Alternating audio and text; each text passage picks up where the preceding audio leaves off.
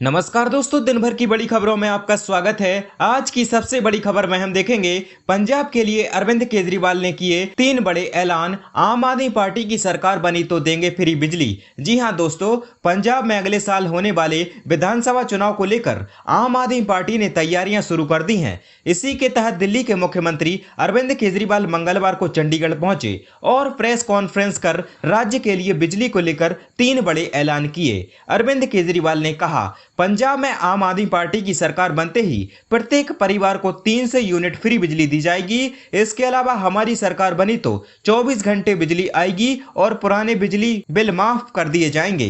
Press conference में अरविंद केजरीवाल ने कहा, हमारी सरकार बनते ही बिजली से जुड़े ये फैसले किए जाएंगे। हमारी सरकार बनी तो पूरे राज्य में 24 घंटे बिजली आएगी, लेकिन बिजली बिल नहीं आएगा। केजरीवाल ने कहा, 300 यूनिट बिजली मुफ्त करने के बाद 80% लोगों का बिजली बिल 0 हो जाएगा। और आज की दूसरी बड़ी खबर में हम देखेंगे प्रधानमंत्री नरेंद्र मोदी की हाई लेवल मीटिंग, रक्षा मंत्री राजनाथ सिंह और गृह मंत्री अमित शाह भी मौजूद। जी हां दोस्तों, प्रधानमंत्री नरेंद्र मोदी एक उच्च स्तरीय बैठक कर रहे हैं। इस बैठक में केंद्रीय गृह मंत्री अमित शाह और रक्षा मंत्री राजनाथ सिंह भी शामिल हैं। सूत्रों के मुताबिक एलएसी से लौटने के बाद राजनाथ सिंह वहां के हालातों की जानकारी ले रहे हैं। हालांकि अभी तक इस बात पर कोई स्पष्टता नहीं दिखाई दे रही है कि इस बैठक का मुख्य एजेंडा क्या है। ऐसा माना जा रहा है कि जम्मू कश्मीर में हुए ड्रोन हमले को लेकर इस बैठक में चर्चा हो सकती है। जम्मू कश्मीर में एयरफोर्स बेस पर हुए हमले के बाद वहां सभी सुरक्षा संस्थानों को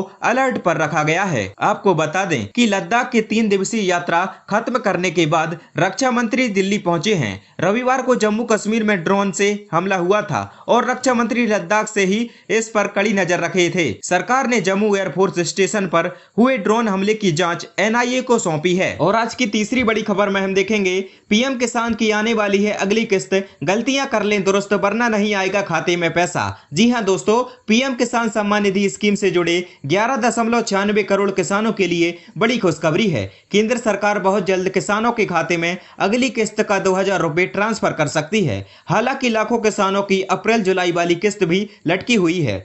इसकी कई वजहें हो सकती हैं। इनमें प्रमुख वजह है आधार, अकाउंट नेम और बैंक अकाउंट नंबर में गलती। अगर ऐसा हुआ तो आपको आने वाली अगस्त नवंबर की किस्त भी नहीं मिल पाएगी। इससे आप ऑनलाइन पीएम किसान की वेबसाइट पर जाकर सही कर सकते हैं। इसके लिए आपको कहीं जाने की जरूरत नहीं है। आपको इन स्टेप्स का पालन करना होगा। आपको सबसे पहले पीएम किसान की वेबसाइट pmkisan.government.in पर जाना होगा।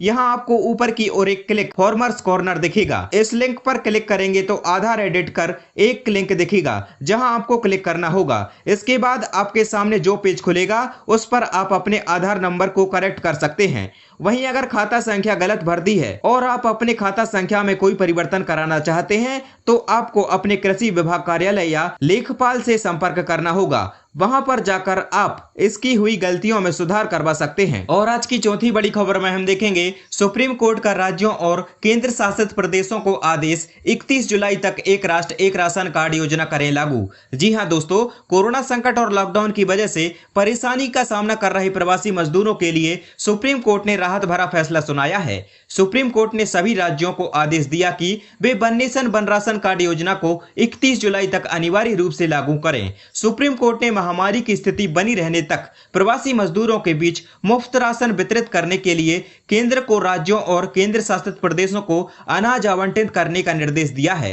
राज्यों को निर्देश दिया गया है कि जिन लोगों के पास राशन कार्ड नहीं है उन्हें खाद्यान्न वितरण के लिए योजना बनाएं और केंद्र उनके अनुरूप खाद्य पदार्थों की व्यवस्था करे। अंजलि भारद्वाज और जगदीप छोकर की याचिका में कहा गया है कि प्रवासी मजदूर कोविड-19 की दूसरी लहर के दौरान देशों के विभिन्न हिस्सों में कर्फ्यू और लॉकडाउन लगाए जाने से संकट का सामना कर रहे हैं, लिहाजा सरकार की कल्याणकारी योजना का लाभ उन्हें जरूर मिले। और आज की पांचवी बड़ी खबर में हम देखेंगे पेट्रोल डीजल की बढ़ती कीमतों के बीच बड़ी राहत, एथेनॉल पर दौड़ेंगी गाड़ियां, हर लीटर पर होगी 30-35 रुपए की बचत। जी हां दोस्तों, पेट्रोल डीजल की बढ़ती कीमतों से परेशान लोगों को थोड़ी राहत मिलने वाली है और देश में जल्द ही गाड़ियां पेट्रोल डीजल की जगह एथेनॉल पर दौड़ेंगी। एथेनॉल आधारित गाड़ियां यानी फ्लेक्सी फ्यूल व्हीकल को जल्द हकीकत बनाने के लिए सरकार ने बड़ा कदम उठाया है।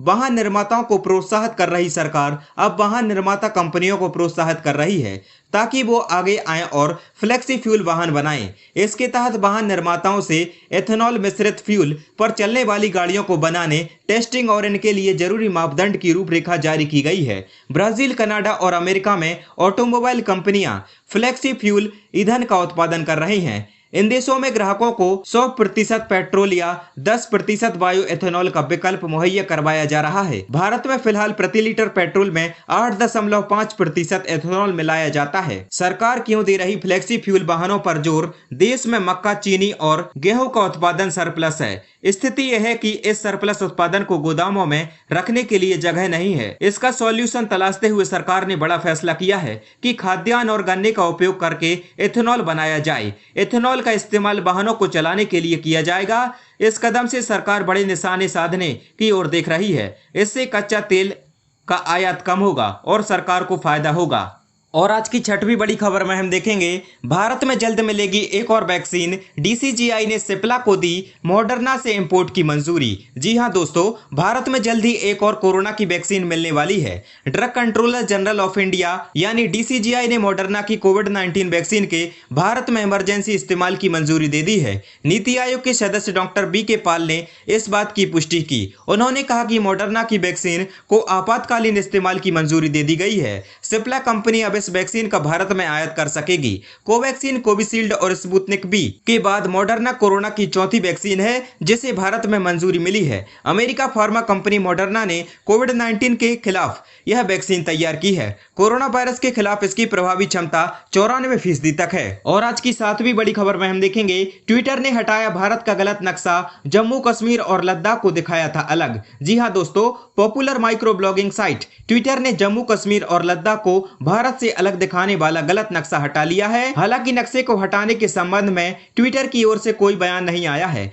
बता दें कि पिछले कुछ समय से ट्विटर और भारत सरकार के बीच तनातनी चल रही है। ट्विटर के करियर पेज पर ट्वीट लाइव सेक्शन में वर्ल्ड मैप है। यहां से कंपनी ये दर्शाती है कि दुनिया भर में ट्विटर की टीम है। इस मैप में इंडिया भी है, लेकिन नक्शा विवादित दिखाया गया था जिसे अब ठीक कर लिया गया है। दूसरी तरफ आईटी पर संसद की स्थायी समिति ने फेसबुक इंडिया और गूगल इंडिया के प्रतिनिधियों को समन जारी करके 29 जून को समिति के सामने पेश होने को कहा है। समिति नागरिकों के अधिकारों की रक्षा और उनकी रोकथाम पर कंपनियों के प्रतिनिधियों से सोशल ऑनलाइन समाचार मीडिया प्लेटफॉर्म के दुरुपयोग की रोकथाम पर उनके विचार जानेगी।